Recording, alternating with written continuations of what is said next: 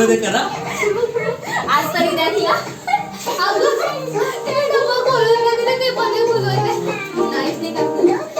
अरे तू काय पाठी ये कापायचं नाहीये तुला बघण्यासाठी आहे द्यायचंय परत आपल्याला परत द्यायचं